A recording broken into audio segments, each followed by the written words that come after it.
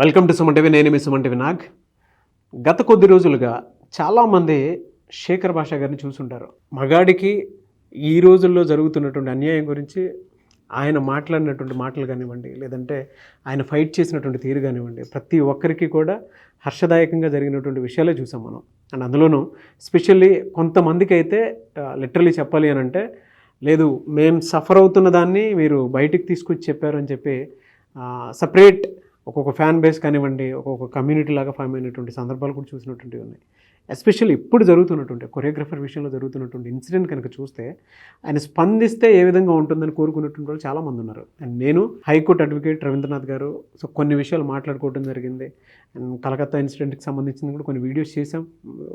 ఆ వీడియోస్కి వ్యూవర్షిప్ రూపంలో మీరు ఇచ్చినటువంటి ఏదున్నా సరే ఆ సపోర్ట్ మాత్రం మర్చిపోలేంది. అయితే ఇప్పుడు జరుగుతున్నటువంటి కొన్ని కనుక మనం చూస్తే ఇన్సిడెంట్స్ని బట్టి ఎవరి వైపు అన్యాయం ఎక్కువగా జరుగుతుంది అనేటువంటి విషయంలో మాత్రం బలంగా కోరుకున్నారు. కొరియోగ్రఫర్ విషయంలో జరిగిన దానికి ఒకసారి శేఖర్ భాషా గారు స్పందిస్తే ఏ విధంగా ఉంటుంది అని. సో అదేవిధంగా ఈరోజు మనతో పాటు ఉన్నారు శేఖర్ భాషా గారు. అది వారి మాటలో అడిగి తెలుసుకుందాం. Hello sir. Hi Nag. Hello sir. Hi అండి. శేఖర్ భాషా గారు జనరల్గా అంటే నేను మీ గురించి నేను చెప్పడం కంటే కూడా ఆడియన్స్ మిమ్మల్ని చదివిన విధానం చాలా ఎక్కువ ఉంది. పరిచయం కూడా అక్కర్లేదు ఇప్పుడున్న దానికి. చాలామంది లోపల ఉన్న మనుషుల మనోభావాలకి మీరు ఒక ధైర్యం, నో డౌట్.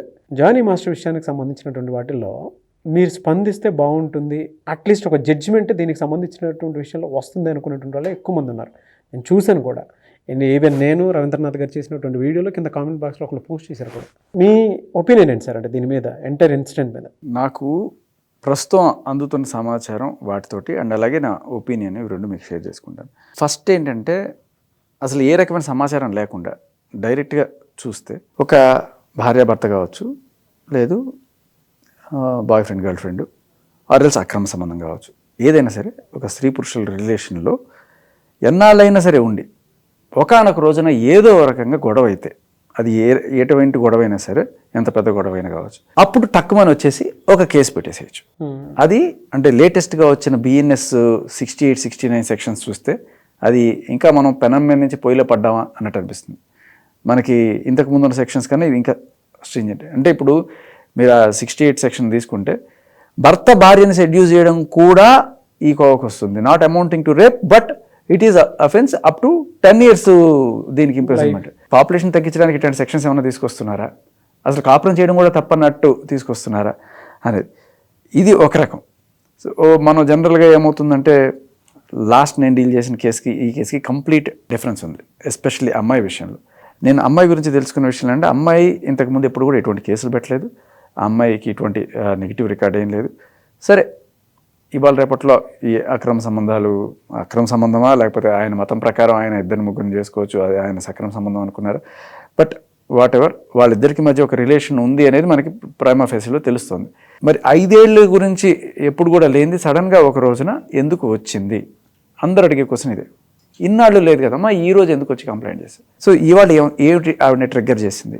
దానికి మనకి కనిపిస్తున్న కొన్ని ఇవేంటంటే, ఆవిడని పని చేసుకొనివ్వట్లేదు, ఆర్ఎల్స్ ఆవిడ మేబీ వేరే రిలేషన్లోకి మూవ్ ఆన్ అవడానికి ఈయన అడ్డం పడుతున్నారు, లేకపోతే ఇంకెక్కడైనా కొరియోగ్రాఫర్ కార్డు ఇప్పించట్లేదు, ఇలాంటివి రకరకాలుగా మనకి సర్ఫేస్ అవుతాయి. ఒకవేళ ఇదే కనుక నిజం అనుకుంటే ఈ రీజన్స్ తోటి ఆయనతో కూర్చొని చర్చించుకుంటే అయిపోయేది. మేబీ వాళ్ళ ఆవిడ పోని గొడవ పెట్టిందా, వాళ్ళ ఆవిడ మా ఆయన వదిలేసి వెళ్ళిపో అని చెప్పి మరి ఆయన కూడా ఈవిడిని వదిలేశాడు. ఒకవేళ కనుక అలా వదిలేస్తే ఆ సెక్షన్స్ వేరే ఉండేది, 493 ఉండేది. అవునండి. సో అది లేదు మనకి. బట్ అదైతే కనిపించట్లేదు. ఆవిడ అలా వెళ్ళిపోయిన తర్వాత అంటే జానీ మాస్టర్ నుంచి నేను దూరం అయిపోవాలనుకుంటున్నాను, ఈయన నా జోలికి రాకూడదు అంటే ఏం చేయాలి? ఏదో సెటిల్మెంట్లు చేసుకునే దీంట్లో కొన్ని రకాలుగా మాట్లాడినట్టుగా మనకి తెలుస్తున్న విషయాలు. బట్ ఏదేమైనా మరి కొన్నిసార్లు లవ్ పెరిగిపోయి నేను ఇంతకుముందు డీల్ చేసిన పాత కేసులో అవతల వాళ్ళు వద్దనుకుంటున్నా సరే నాకు నువ్వే కావాలి అని చెప్పి కూర్చుంటారు కొన్నిసార్లు. ఆ ఫేసు కొంత అంటే ఎలా ఉంటుందంటే ఇబ్బందికరంగానే ఉంటుంది అవతల వాళ్ళకి. కానీ ఇన్నాళ్ళు ఉన్నావు కదా, ఇన్నాళ్ళు ఉండి సడన్గా నువ్వు నన్ను వద్దుపో అంటే నేనేమైపోవాలి అనే ఇది ఉంటుంది. మన చట్టంలో ఉన్న గొప్పతనం ఏంటంటే, ఆడవాళ్ళు కనుక చేస్తే ఎటువంటి శిక్షార్హం ఉండదన్నమాట. అంటే ఇప్పుడు అక్రమ సంబంధాలు వదిలేండి, ఒక బాయ్ ఫ్రెండ్ గర్ల్ ఫ్రెండ్ ఉన్నారు, ఇద్దరు ప్రేమించుకున్నారు, పెళ్లి చేసుకుందాం అనుకున్నారు. సడన్గా ఒక రోజున ఈవిడికి ఎంతకైనా బెటర్ సంబంధం వచ్చిందో లేకపోతే వేరే వాళ్ళ మీద ఇష్టం వచ్చిందో, నో నాకు నువ్వు వద్దు అని చెప్పి వెళ్ళిపోయింది అనుకోండి. నన్ను వదిలేసి ఎలా వెళ్ళిపోతావు నువ్వు? నాకు ఎన్నో ఆశలు చూపించావు, ఎన్నో కళ్ళు చూపించావు జీవితంలో, అది ఇది అని చెప్పావు, ఇప్పుడు నువ్వు ఎట్లా వెళ్ళిపోతావు, రావాల్సిందే అని చెప్పి నువ్వు ఆ అమ్మాయిని బలవంతం చేయడానికి లేదు. ఎందుకంటే మగవాడికి ఆ రకమైన చట్టపరమైన రక్షణ లేదు. అలాంటప్పుడు మగవాడికి ఉన్న ఆప్షన్లు ఏంటంటే ఏదో బెదిరించడము, లేకపోతే ఇది చేయడము, లేకపోతే కొంతమంది యాసిడ్లు పోయడము, దాడులు చేయడము, ఇట్లాంటివన్నీ చేస్తుంటారు.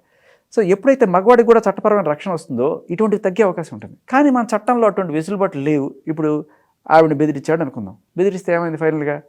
ఆవిడ ఆ బెదిరింపులు తట్టుకోలేక వెళ్ళి పోలీసులను ఆశ్రయించింది అనుకుందాం, తెలీదు, జస్ట్ చట్టం తీసుకున్నారు అనుకోవాలి, స్పెక్యులేషన్. పోలీసులను ఆశ్రయించిందో లేకపోతే ఎవరికైనా చెప్పుకుందో, వాళ్ళు ఈవెంట్ తీసుకెళ్ళి అక్కడ కూర్చోబెట్టారు. జనరల్గా మనకి చాలా చోట్ల పోలీస్ స్టేషన్స్లో, చాలా చోట్ల కాదు కొన్ని చోట్ల అనుకోండి, కొంతమంది పోలీసులు చేసేది ఏంటంటే, అమ్మ ఇలా రాస్తే నిలబడదు, మీ నోటికి వచ్చినట్టు కంప్లైంట్ రాసేస్తే కుదరదు, ఒక లాయర్ని పెట్టుకుని రండి, ఆ లాయరు ఎక్కడెక్కడ ఏ సెక్షన్లు పడితే దానికి తగ్గట్టుగా రాస్తారు. కొన్నిసార్లు ఉన్నవి లేనివి ఉన్నట్టు ఇవన్నీ కూడా చేయాల్సిన పరిస్థితులు ఉంటాయి, ఎందుకంటే కంప్లైంట్ నిలబడాలి అంటే. సో సెక్షన్లు బలంగా పడాలి అనే ఉద్దేశంతో లేనివి కూడా ఉన్నట్టుగా రాసే అవకాశాలు ఉంటుంటాయి చాలాసార్లు. ఇప్పుడు కలకత్తాలో జరిగింది మనం ఎవ్వరం ఒప్పుకోం, అది ఖచ్చితంగా రేపే. అటువంటి వాళ్ళకి శిక్ష పడాలి, వాళ్ళు ఎంత దరిద్రలో మనం చూసాం. దాన్ని రేపన్నాను ఎటువంటి అవట్లేదు. ఇలా ఒక 5 ఏళ్ళు 2 ఏళ్ళు 3 ఏళ్ళు కాపురాలు చేసేసుకొని, లేకపోతే ఒక రిలేషన్లో ఉండి సడన్గా ఒక రోజున వచ్చేసి వీడు నన్ను అప్పటి నుంచి రేప్ చేస్తున్నాడు. సో ఇప్పుడు మీరు గమనిస్తే ఆ కలకత్తాలో జరిగిన దానికి వేలాది మంది వచ్చి జస్టిస్ జరగాలి అని చెప్పి పోరాడతారు, ఇన్ని చేస్తుంటారు. కానీ ఇలాంటి వాటిలో బయటికి జనాలు ఎవరు రావట్లేదు.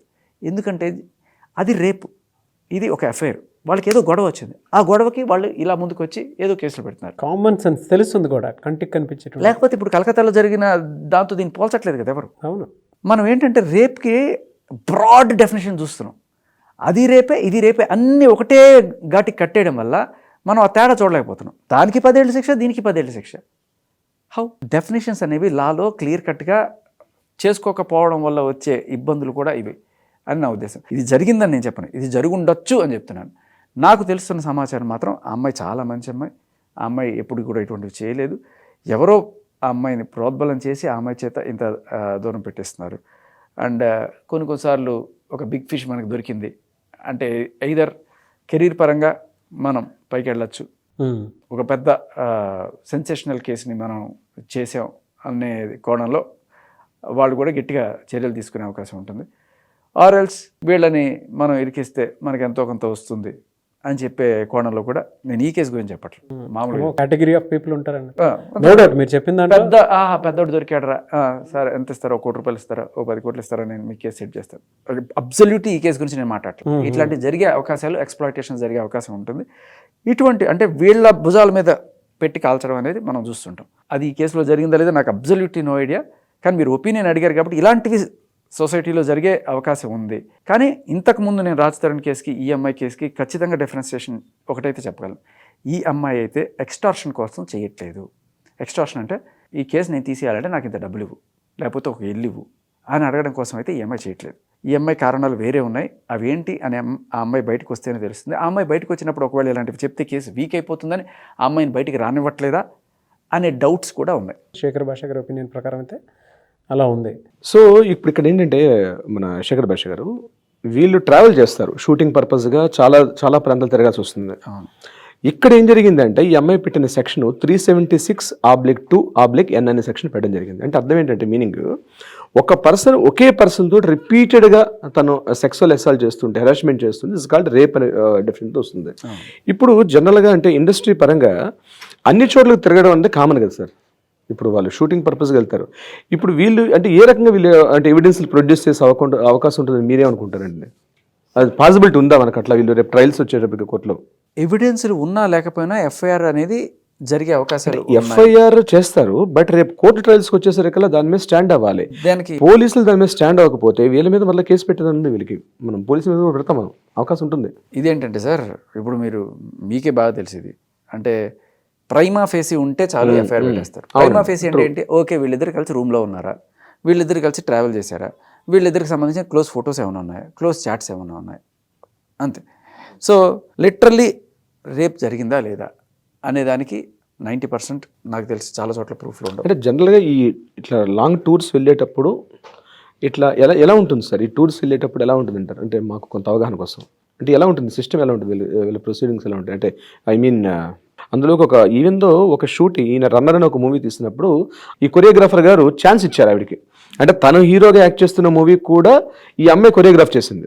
ఆ మూవీ పేరు రన్నర్ అనుకుంటా, ఐ థింక్. మాస్టర్ చేసేటువంటి సినిమాకు కూడా అమ్మాయిని కొరియోగ్రాఫర్గా పెట్టి ఎంకరేజ్ చేశారు అనేటువంటిది బలంగా వినిపిస్తున్నటువంటి విషయం. అది వాళ్ళ మిస్సెస్సే చెప్పారు. అది ఒక్కొక్క సందర్భంలో ఆ వీడియో కూడా చూడటం జరిగింది. అయితే జనరల్గా మన రవీంద్రనాథ్ గారి పాయింట్ ఆఫ్ వ్యూ ఏంటి అని అంటే అంత క్లోజ్గా మూవ్ అయినప్పుడు కూడా అంటే బయటికి వెళ్ళేటప్పుడు నిజంగానే ఆవిడ కేసు పెట్టేంత జరిగింది అని అంటే ఎక్కడో ఆ రిలేషన్షిప్ బయటికి వెళ్ళిన తర్వాత ఒకలాగా కేసులో కనిపించేదానికి ఒకలాగా డిఫరెన్స్ ఉంది కదా, ఏం చెప్తారని చెప్పేసి అడుగుతుంది. జనరల్గా మన మగవాళ్ళ ఆడవాళ్ళ సైకాలజీ తీసుకున్నా కూడా మగవాడు జనరల్గా ఒక అందాన్ని ఇష్టపడో లేకపోతే క్యారెక్టర్ని ఇష్టపడో అమ్మాయిని గుణవతి రూపవతి అనుకుంటే ఫస్ట్ అతను ఆ అమ్మాయిని అప్రోచ్ అయ్యి ప్రపోజ్ చేయడమో లవ్ చేయడమో ఇది జరుగుతుంది. బట్ జనరల్లీ ఆడవాళ్ళ విషయంలోకి వస్తే మనం గమనించండి, మగవాడు ఇలా చూస్ చేసుకుంటే అమ్మాయి తనకన్నా హైట్ ఎక్కువ ఉండాలి, చదువు ఎక్కువ ఉండాలి, ఎక్కువ సంపాదించాలి, అన్ని రకాలుగా తనకన్నా ఎక్కువ అనేవాడు కావాలి. అట్ ద సేమ్ టైం వాడు ఈక్వల్గా ఉండాలి. అన్నిట్లోనూ కోరుకునేది మాత్రం ఎక్కువ, బట్ ఈక్వాలిటీ కావాలి. అయితే మగవాడు అనుకునేది ఒక రకంగా అనుకుంటే ఆడవాళ్ళు వాళ్ళ safety security first. Security dance master దగ్గర ఆల్రెడీ బోల్డెన్ ప్రాజెక్ట్స్ ఉన్నాయి, ఆయనకి బోల్డెంత క్రేజ్ ఉంది. కాబట్టి జనరల్లీ వాళ్ళ ఆలోచనతో ఎంత అందంగా ఉన్నాడు ఇవన్నీ కూడా సెకండరీగా వస్తాయి. ఒక మంచి సేఫ్టీ ఉందా, ఒక లైఫ్ ఉందా ఈయన దగ్గర, నా రేపు ఫ్యూచర్లో నాకు సేఫ్టీ ఉంటుందా అనేది ఎక్కువగా ఆలోచించే అవకాశమే ఎక్కువ ఉంటుంది. అలా ఆలోచించినప్పుడు ఓకే ఇంత మూవ్ అవడం నాకు శ్రేయస్కరం, మనం తప్పు కూడా పట్టలేం. అది సైకాలజీ. అంటే మీ పాయింట్ ఆఫ్ వ్యూ నుంచి అండి నేను మామూలుగా అడుగుతున్నాను, పర్సనల్ కన్సెంట్ అనుకోవచ్చా, ఎక్స్‌ప్లాయిటేషన్ అనుకోవచ్చా ఈ కేసుకి సంబంధించి పర్టికులర్గా? సార్ ఇష్టం లేకుండా గనక జరిగి ఉంటే అవి అంటే ఒకటి నేను గమనించింది, నార్త్కి సౌత్కి ఉన్న తేడా. ఇక్కడ ఉండేవాళ్ళు కొంత ఇబ్బంది పడి తర్వాత హ్యూమిలేట్ అయ్యి వాళ్ళు ఉంటారు. బట్ నార్త్లో చాలా గట్టిగా ఉంటారు. ఆన్ ద స్పాట్ ఇచ్చేసి లెఫ్ట్ అండ్ రైట్ ఇచ్చి ఇమీడియట్గా పోలీస్ స్టేషన్కి వెళ్ళిపోయి కేసులు పెట్టేస్తారు. అది వాళ్ళలో ఆ ధైర్యం ఉంటుంది మనకి. బట్ అలా కాకపోయినా కూడా సరే ఒకసారి కాకపోయినా రెండుసార్లు కాకపోయినా తప్పించుకొని పారిపోతారు. బట్ 5 ఏళ్ల పాటు నాన్ స్టాప్గా అలా చేస్తున్నారు అనేది నాకు ఒక ఎక్స్‌ప్లాయిటేషనే అనిపిస్తుంది. ఇప్పుడు ఎందుకంటే ఇప్పుడు ఈవిడే కాదు సార్, పెళ్లి చేసుకున్న వాళ్ళు ఎవరన్నా సరే వాళ్ళ ఆవిడ కూడా 30 ఏళ్ళు కాపురం చేసి పెట్టిన తర్వాత కూడా ఇవాళ ఆవిడేళ్ళు కేసు పెట్టచ్చు. అలా ఉంది మన సార్. మీరు వీలైతే ఆ సెక్షన్ 68 ఒకసారి BNS 68 ఇండికేట్స్ అది సార్ చెప్పినట్టుగా ఉంటుంది. అట్లా సింపుల్ అంటే ఏం అవసరం, నాన్ బెయిలబుల్ అరెస్ట్. మగాడిగా భారతదేశంలో పుట్టడమే పాపమా అన్నట్టు అనిపిస్తుంది. మరి ఇదే రివర్స్లో ఏ మగాడైనా సరే ఒక అమ్మాయి నన్ను ఇట్లా హెరాస్ చేస్తుంది, నీకు ఎందుకు జరగవు? ఇట్లాంటివి కూడా జరుగుతాయి. లిటరల్లీ నీకు హీరో ఛాన్స్ ఇస్తా, ఓకే నాకు తెలిసిన కొంతమంది మూవీతో కొంచెం క్లోజ్గా పనిచేస్తాడు, నీకు ఇప్పిస్తాను నేను, ఇంత డబ్బులు కట్టు, ఒక 5 లక్షలు కట్టు లేకపోతే 10 లక్షలు కట్టు, తర్వాత నాతో ఫ్రెండ్లీగా ఉండాలి, you know what I mean. ఇలా అడిగి వాడిని టార్చర్ చేసిన వాళ్ళు కూడా, వాడికి ఇష్టం లేకపోయినా కూడా వాడు చచ్చినట్టు ఉండేట్టు. మగవాళ్ళకి ఇది చాలా చిన్న విషయంగా పరిగణిస్తాం మనం. ఓకే నిజమే, అది చాలా చిన్న, ఏముందిరా పోయేదేముందిరా, పెద్ద ఇదేదో కష్టపడిపోయినట్టు పోయి సుఖపడి వచ్చాడు వీడు, మళ్ళీ దాని గురించి మనకు చెప్తున్నాడు. కానీ ఏంటంటే మీకు అర్థం కాని విషయం ఏంటంటే అందరు మగవాళ్ళు అలా ఉండరు. కొంతమందికి కొంత ఇష్టం లేకపోయినా కూడా ఇంకా భరిస్తారు, అలాంటి వాళ్ళు కూడా ఉంటారు. కాకపోతే ఏంటంటే ఆన్ అ బ్రాడ్ ఇది చూస్తే అవసరం లేదు అని చెప్పి చేస్తారు. అండ్ ఒకవేళ కనుక లేడీ విషయంలో ఇది జరిగితే ఆవిడకి ఇష్టమై చేసినా కూడా ఆవిడ ఏ రోజైనా సరే అమ్మో నాకు అన్యాయం జరిగిందంటే 100 మంది వస్తారు.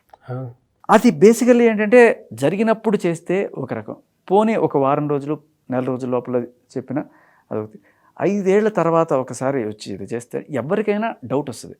ఏదో గొడవ జరిగితే ఆ గొడవకి ఇలా చట్టాన్ని అడ్డం పెట్టుకుంటున్నారు. సరే తప్పు ఏం జరిగిందో ఆ కేసు పెట్టు. ఇక్కడ ఒక విషయం చెప్తాను సార్, తను చెప్పిన కరెక్షన్ విషయం. 5 years బ్యాక్ పెట్టిన కేసు ఏదైతే ఉందో అది పోక్సో యాక్ట్, అది తను పెట్టింది. అంటే అప్పటికి అమ్మాయి ఇంకా మేజర్ కాలేదు. 16 ఏళ్ళని వాళ్ళు చెప్పిన రికార్డ్స్ ఏదైతే ఈ డేట్ ఆఫ్ బర్త్ సర్టిఫికేట్స్ ఇచ్చారో ది బేస్డ్ ఆన్ దట్ ఏంటంటే 2019కి ఆ అమ్మాయికి జస్ట్ ఇంకా 16 years. సో పోక్సో యాక్ట్ ఏం చెప్తుందంటే అంటే చాలా కారణం అంటే ఈ ఒక్క సిచ్యువేషన్ కాదు, జనరల్గా మైనర్గా ఉన్నప్పుడు ఏదైనా అబ్యూజ్ సెక్సువల్ హెరాస్మెంట్ జరిగినప్పుడు అట్ ఎనీ టైం 5 years కావచ్చు, 8 years కావచ్చు, 10 years కావచ్చు, ఎప్పుడైనా తను పెట్టే అవకాశం ఉన్నట్టుగా మనకి సెక్షన్ అక్కడ మోడిఫై చేశారు దాన్ని. ఇక్కడ ఏం జరిగిందంటే ఈ విషయంలో తనకి ఏదైతే పెట్టారో పోక్సో యాక్ట్ ప్రకారం పెట్టడం జరిగింది. జనరల్ యాక్ట్స్ అట్లా చెప్పవండి, అంటే అలా అని చెప్పి టైం బండ్ ఎక్కడ 1 yearలో జరగాలి 6 monthsలో చెప్పాలని ఉండదు. దీనికి కూడా కొంతమంది చెప్తున్నారు, ఇప్పుడు డి షోలో ఆ డ్యాన్స్ ప్రోగ్రామ్ ఏదైతే ఉందో దాంట్లో చాలా ఇంటిమేట్ డ్యాన్స్ మూవ్స్ ఉంటాయి. సో దానికి అలాంటి వాటికి అలో చేసినప్పుడు ఫస్ట్ వాళ్ళ అమ్మ వాళ్ళని కూడా మనం తప్పుపట్టాల్సి ఉంటుంది. డెఫినెట్గా 16 ఏళ్ళ అమ్మాయిని తీసుకొచ్చి అలాంటి దాంట్లో నువ్వు చేసినప్పుడు ఇంటిమసీ వాళ్ళ మూవ్స్ ఇది కూడా మారుతుంది. అండ్ ఇంకొకటి ఏంటంటే 18 ఏళ్ళు లేకుండా నువ్వు అట్లాంటివి చేయకూడదు అనే ఒక రూల్ కూడా ఉంది. మరి ఆ రూల్ని అని ఇంకొకటి ఏంటంటే ఆవిడ డేట్ ఆఫ్ బర్త్ సర్టిఫికేట్ తీసుకొచ్చి ఇప్పుడు చూపిస్తుండొచ్చు. ఇప్పుడు ఎవరు కూడా ప్రేమించాలనుకున్నప్పుడు చాలాసార్లు నీ డేట్ ఆఫ్ బర్త్ సర్టిఫికేట్ పట్టరా, నేను నేను ప్రేమించాలనుకుంటున్నాను, లేకపోతే నీ క్యాస్ట్ సర్టిఫికేట్ పట్టరా, ఇలాంటివి ఎవడు అడగడు కదా. అప్పుడు ఆవిడ 18 అని చెప్పుండొచ్చు, 19 అని చెప్పుండొచ్చు, హూ నోస్. సర్టిఫికేట్ ఉంది కాబట్టి కాదు కదా. అండ్ అలాగే ఆయన కూడా అవతల పక్క ప్రేమించేవాళ్ళు నేను హిందూని అని చెప్పేసి ఉండొచ్చు. తర్వాత సడన్గా ఏదో రోజున నేను ముస్లింని, నేను ఎంతమందినైనా పెళ్లి చేసుకుంటాను అని ఉండొచ్చు. సో ముస్లిమ్స్ యాక్ట్, ముస్లిం లా ప్రకారం కూడా ఎలా ఉంటుందంటే ఫస్ట్ వైఫ్ యాక్సెప్ట్ చేస్తేనే second or third or fourth, only 4 వరకు వాళ్ళకి అప్లై అవుతుంది. అర్థమైంది. But so first wife accept చేయాలి, వితౌట్ యాక్సెప్టెన్స్ మిగిలిన సెకండ్ థర్డ్ ఫోర్త్ కూడా చేసుకునే అవకాశం లేదు వాళ్ళకి. బ్రాడ్ పిక్చర్ పాయింట్ లో చెప్తున్నారు ఆయన. అదే అంటే నేను ఏంటంటే ఎవరు కూడా సర్టిఫికెట్లు మెడలో వేసుకొని తిరగదు. ఆయన నేను ఫలానా సర్టిఫికేట్ వేసుకొని తిరుగుండకపోవచ్చు, ఆవిడ నేను ఫలానా నాకు ఏజ్ ఎంత అని చెప్పి ఎవరు సర్టిఫికేట్ వేసుకొని తిరగరు. ఆవిడ చెప్పిందా లేదనేది పాయింట్, ఫస్ట్ పాయింట్. సో కాకపోతే ఇక నుంచి మనకి దీన్ని బట్టి మనం ప్రతిభాగాడు నేర్చుకోవాల్సింది ఏంటంటే ఒక అమ్మాయిని ప్రేమించే ముందు వాళ్ళ డేట్ ఆఫ్ బర్త్ సర్టిఫికేట్ చూసి మొదలు పెట్టండి, అంతే కదా. అండ్ సీరియస్లీ ఇంకో నోటు 100% అందరూ రాయిపించుకోండి. ఒకవేళ కనుక నువ్వు నన్ను వదిలేస్తే ఏంటి పరిస్థితి, నేను నిన్ను వదిలేస్తే ఏంటి పరిస్థితి, ముందుగానే రాసుకోండి. అగ్రిమెంట్ రాసుకోవాలి సార్, మ్యూచువల్ అగ్రిమెంట్ అవసరం కాకుండా మ్యూచువల్ అగ్రిమెంట్. లేకపోతే ఎందుకంటే ఆ రోజు నువ్వు అలా చేసావు, నువ్వు ఇలా చేసావు, ఎన్ని మాటలైనా అనొచ్చు. అవును, ఉన్ననాళ్ళు హాయిగా ఉండి సడన్గా ఒక రోజున వచ్చేసి కేసు పెట్టేసి, మగాడికి ఆప్షన్ లేదు, ఆడవాళ్ళకు ఉంది, వాడుకుంటున్నారు. ఇందాక చెప్పిన కల్చరల్ డిఫరెన్స్ పాయింట్ మాత్రం మ్యాటర్స్ అ లాట్ అండి. అంటే మన దగ్గర ఇక్కడ ఉండేటువంటి మన కల్చర్లో మనం ఎస్పెషల్లీ తెలుగు ఏ విధంగా ఉంటుంది అని అంటే మనం ఏదో డిఫరెన్షియేట్ చేసి మాట్లాడుతున్నాం అని కాదు, కానీ ఎమోషనల్ అటాచ్మెంట్ అనేది చాలా బలంగా ఉంటుంది. అంటే మన కల్చర్లో అది డ్రివెన్ అయ్యి ఉంటుంది, అది బై బర్తే అది డ్రివెన్ అయి ఉంటుంది. సో ఎవరైనా ముందుకు వచ్చి మాట్లాడదాం అనుకున్నా కూడా లాట్ ఆఫ్ ఎమోషన్స్ చుట్టూ, దాంతోపాటు సోషల్ ఇన్ఫ్లుయెన్సెస్ కూడా ఏ విధంగా ఉంటాయంటే వద్దు వద్దు అనుకున్నట్టుంటారు. మీరు ఇందాక చెప్పినట్టు నార్త్లో వెన్ కమ్స్ టు నార్త్ ఆ విధంగా మనకు కనిపించదు, కట్టే కొట్టే తెచ్చేలానే ఉంటుంది. She is bold enough to do those moves. Yes. Why is she not bold enough to come to the media? Sir ఇప్పుడు నేను నాగరాజు గారు పార్ట్ తీసుకున్నా, కీ పాయింట్ చెప్పారు చూడండి సార్, ఒకసారి అయితే రిపీట్ చేయండి సార్. అది ఆ డ్యాన్స్లో చాలా బోల్డ్ మూవ్స్ ప్రపంచం అంతా చూస్తారు. మరి దాన్నప్పుడు ఏ రకంగా భయపడకుండా అంత బోల్డ్ మూవ్స్ నేను చేయగలను అనుకున్నప్పుడు, ఒకవేళ అలాంటి అసాల్ట్ జరుగుతున్నప్పుడు అదే ధైర్యంతో బయటకు వచ్చి చెప్పడానికి ఏం అడ్డం వచ్చింది? Correct point. అవును, అంటే అక్కడ షోలో చేసేటప్పుడు మాత్రం బోల్డ్ మూమెంట్స్కి ఇబ్బంది లేదు, బట్ వైల్ రొటీన్ లైఫ్లోకి మన రెగ్యులర్ లైఫ్లోకి వచ్చేసరికి అబ్లిగేషన్స్ వస్తున్నాయి ఇక్కడ మనకి. సో అంటే మనకి విక్టిమ్ కార్డ్ ప్లే చేయాలనుకున్నప్పుడు మనకి ఏది కావాలనుకుంటే అది తగ్గట్టుగా వాడుకోవచ్చు. నేను ఎగ్జాక్ట్ చాలా కోణాలు ఉన్నాయండి. మీరు మాట్లాడుతుంటే ఒక యాంగిల్లో దీన్ని చూడాల్సినటువంటి అవసరం లేదు, 360 degreesలో కనుక చూస్తే మనకు కొత్త విషయాలు బయటపడేటువంటిది ఉంది. అండ్ ఇంకొకటి కూడా, వాళ్ళ ఫ్యామిలీ ఎక్కడి నుంచో వచ్చి ఇక్కడికి వచ్చి స్థిరపడి ఇది చేస్తున్నప్పుడు వాళ్ళకి ఒకవేళ కనుక అన్యాయం జరిగితే యూనియన్స్ ఉన్నాయి, వాటిలోకి వెళ్ళి మాట్లాడే అవకాశం ఉంది, ఇవన్నీ కూడా ఉన్నాయి. ఇక్కడ యాక్చువల్గా ఒక పోష్ యాక్ట్ ఉంటుంది sir, prevention of sexual harassment అని 2013లో యాక్ట్ వచ్చింది, పోష్ యాక్ట్. యాక్చువల్గా చాలామంది మేము దాని మీద ఒక వీడియో చేద్దాం అనుకున్నాం, చేసాం కూడా. పోష్ యాక్ట్ ఎక్స్క్లూజివ్గా ఏంటంటే చాలామంది ఏమనుకుంటారంటే ఈవెన్ సోకాల్డ్ సినిమా పెద్దలు ఎవరైతే ఉన్నారో ఈ ఇష్యూ ఎప్పుడే జరిగిందో ఇమీడియట్గా వాళ్ళ డయాస్ మీదకి వచ్చేసి పెద్ద వాళ్ళందరూ కూడా, ఎవరైతే సినీ పెద్దలు అనుకున్న పెద్దవాళ్ళు కూడా వచ్చి ఒక మాట్లాడడం జరిగింది. అంటే మాకు ఆల్రెడీ ఇన్ఫర్మేషన్ వచ్చింది, 1 year బ్యాక్ మేము ఆల్రెడీ దీని గురించి మాట్లాడడం జరిగింది, ఇవన్నీ మాట్లాడారు. కానీ చాలామందికి తెలియని విషయం ఏంటంటే పోష్ యాక్ట్ క్లియర్గా స్టడీ చేస్తే అది మేలు కూడా సపోర్ట్ సార్. అది POSH act not only for the women's, అక్కడ ప్రివెన్షన్ ఆఫ్ సెక్సువల్ హెరాస్మెంట్ అన్నాడు, అంతేగాని prevention of women sexual harassment అనలేదండి అది. సో మేలు కూడా చేయొచ్చు నీకు ఎట్లాంటిది ఏదైనా ఉమెన్ పరంగా వస్తే. అంటే మీరు అన్నట్టుగా కఠినతర పెద్దగా యాక్ట్స్ లేవు, కానీ కొన్ని యాక్ట్స్ అయితే ఉన్నాయి దీనికి సంబంధించి. ఈ పోషాక్ ఉంది, అలా ఒక 10 మెంబర్స్ మినిమం, ఒక 10 మెంబర్స్ అసోసియేషన్ ఎక్కడున్నా సరే, అది ఏ ఇండస్ట్రీ అయినా సరే, ఈవెన్ ప్రతి ఆఫీసులో కూడా ఉండాలని చెప్పడం జరిగింది. మరి ఈ ఇండస్ట్రీలో మరి ఉందో లేదో మీరు చెప్పాలి ఆ విషయం సంబంధించి. ఐ కాంట్ అంటే మీరు కాస్త క్లోజ్ గా అబ్జర్వ్ చేస్తుంటారు కాబట్టి. ఇక్కడ కూడా ఈ అమ్మాయిని నేను ఇప్పటికీ కూడా ఆ అమ్మాయి క్లోజ్డ్ వన్స్తో నేను మాట్లాడి, నేను ఆ ఇండస్ట్రీలో ఆ అమ్మాయికి తెలిసిన వాళ్ళందరితో మాట్లాడినప్పుడు అమ్మాయి నిజంగానే చాలా మంచిదనే టాకే ఎక్కడైనా నాకు వినపడింది, ఎక్కడైనా సరే నాకు అదే వినపడింది తప్ప. But at the same time మంచి చెడు అన్నప్పుడు ఒక ఆల్రెడీ పెళ్ళైన వ్యక్తితో ఒక అఫైర్ నడపడం అనేది ఆవిడ అవతల ఒక స్త్రీకి ఇబ్బంది అవుతుంది అనే కోణంలో కనుక చూస్తే మరి అది మంచా అనేది మనం ఆలోచించినప్పుడు, అవునవును, సో మేబీ మరీ చిన్నపిల్ల అంత ఆలోచించుకుండకపోవచ్చు, తన కెరీర్ గురించి ఆలోచించుండొచ్చు. చిన్నపిల్లే కాదు, ఎవరైనా సరే జనరల్గా లేడీస్ వాళ్ళ లైఫ్ సేఫ్టీ గురించి ఆలోచిస్తారు. ఎంత అందగాడు ఎంత మన్మధుడు అనే దానికన్నా వాళ్ళ ప్రిఫరెన్స్ ఎక్కువగా నా లైఫ్, నా సేఫ్టీ, రేపు నా ఫ్యూచర్, నా బిడ్డలు వీళ్ళందరూ కూడా సేఫ్గా ఉంటారు అనేదే ఎక్కువగా ఆవిడ ఈ కోణంలోనే ఆలోచిస్తారు. Social status. యా, సో అలా ఆలోచించినా లేకపోతే ఆ అమ్మాయి ఎందుకు తీసుకుందో అది. బట్ ఇండస్ట్రీలో ఏంటంటే ఇవన్నీ కామన్. అక్రమ సంబంధాలు పెద్ద కొత్త విషయం ఇండస్ట్రీలో కాదు, ఇవాళ రేపట్లో బయట కూడా సర్వసాధారణం అయిపోయినాయి. అండ్ మన సుప్రీంకోర్టు జడ్జిమెంట్ తర్వాత అక్రమ సంబంధాలు నైతికంగా నేరం కావచ్చు, బట్ దాన్ని బేస్ చేసుకుని వాళ్ళని శిక్షలు వేయమనే కరెక్ట్ కాదు. దాన్ని బేస్ చేసుకుని మీరు కావాలంటే విడాకులు అడగండి. అవునండి. ఇప్పుడు పెళ్ళైన ఒక భార్య భర్త ఉన్నారు, ఒక భర్త కానీ భార్య కానీ వేరే వాళ్ళతో ఎవరితో సంబంధం పెట్టుకుంటే అది నైతికంగా తప్పు కావచ్చు, కానీ చట్టపరంగా శిక్షార్హమైన నేరం కాదు.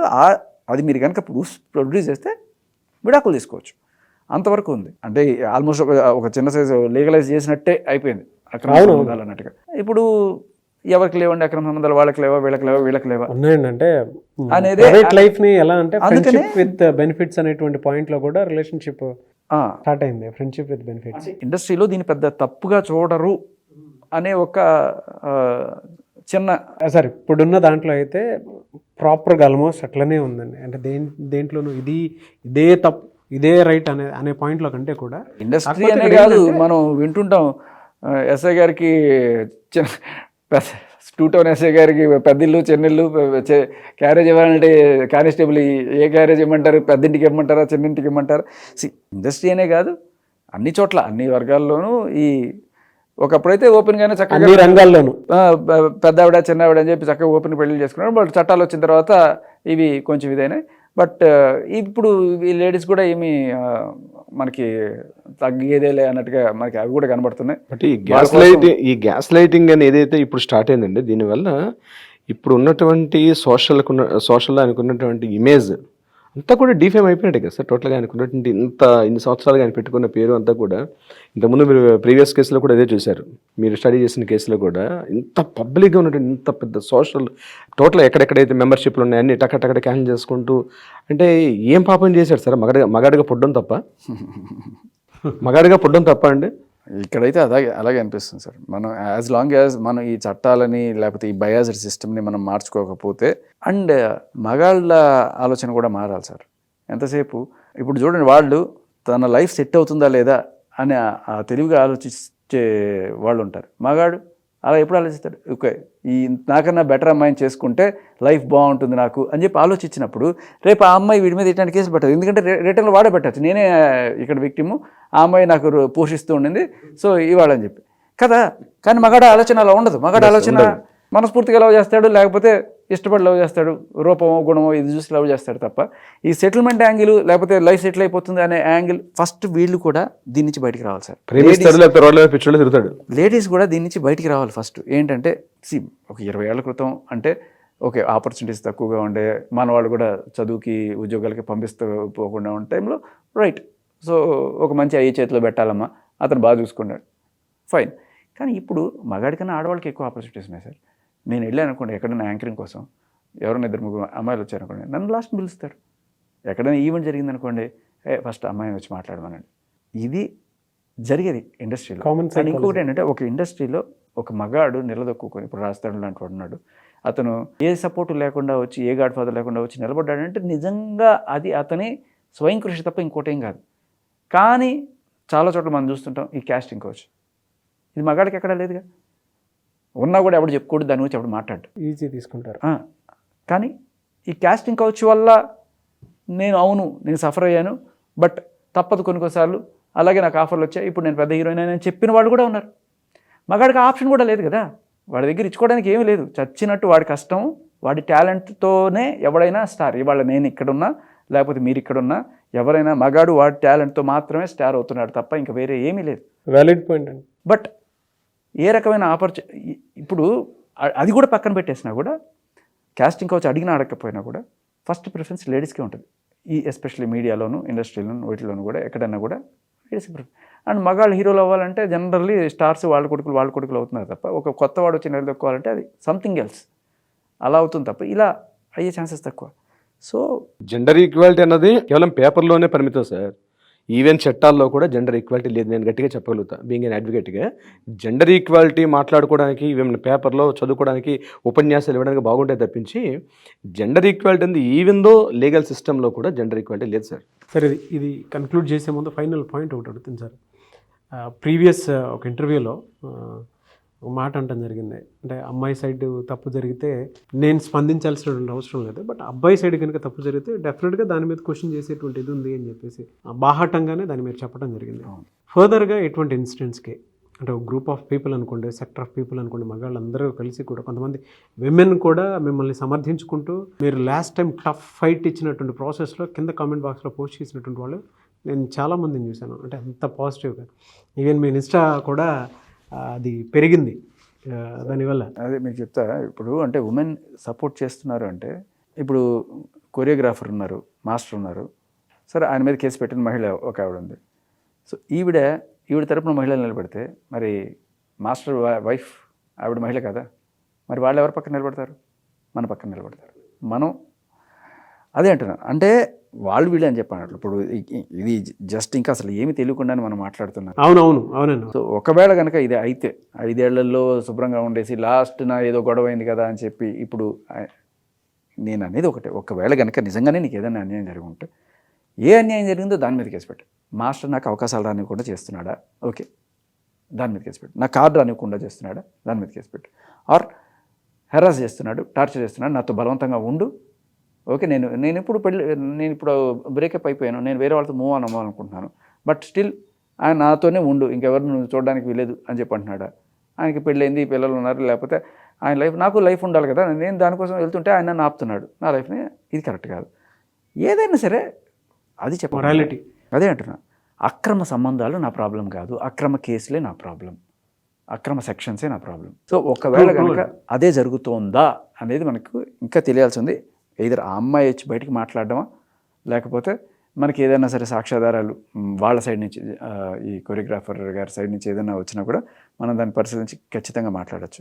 సార్ మీరైతే ఖచ్చితంగా ఈ సెక్షన్ ఇది అందరూ తెలుసుకోవాల్సిన విషయం ఏంటంటే, ఈయనే కాదు, మాస్టరే కాదు, అక్రమ సంబంధాలే కావక్కర్లేదు, ప్రేయసి ప్రియుల్లో కావచ్చు, లేకపోతే మొగుడు పెళ్ళాలైనా సరే, ఏదో ఒక రోజున చిన్న గొడవ అయినా సరే, నాకు సినిమాకి తీసుకెళ్ళలేదు, లేకపోతే నేను ఉల్లిపాయలు కోసిమంటే కోసి ఇవ్వలేదు అని చెప్పి కోపం వచ్చి ఆ గొడవ పెద్దదయ్యి నేను పోలీస్ స్టేషన్కి వెళ్ళి కేసు పెట్టేయచ్చు.